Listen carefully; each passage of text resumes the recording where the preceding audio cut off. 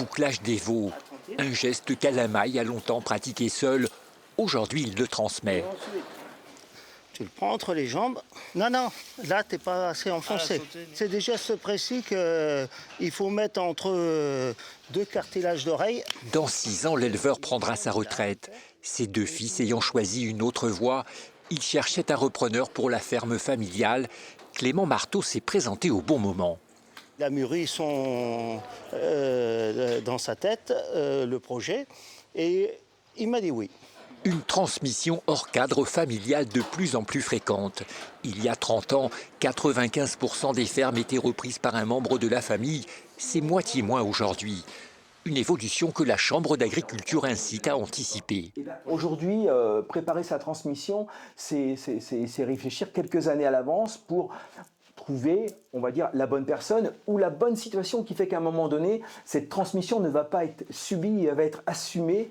Tout juste sorti d'école agricole, Clément est arrivé ici il y a un mois avec l'idée de prendre la succession. 150 bêtes à soigner, 200 hectares de culture en bio. L'apprentissage est permanent. Tu vérifies toujours ton 3e point, que les distributeurs soient bien mis. Après les bêtes, la terre, à chaque exercice sa difficulté.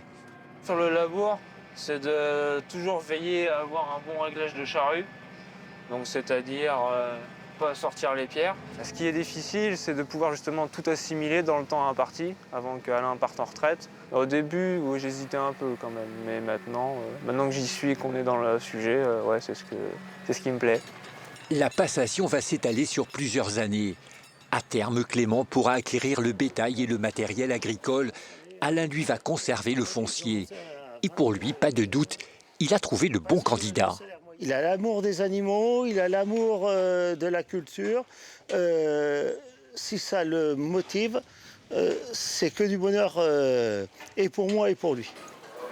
Dans les Deux-Sèvres, 1000 agriculteurs partiront à la retraite d'ici 5 ans. La moitié n'a pas encore trouvé de successeur, un défi pourtant crucial pour la survie du monde agricole.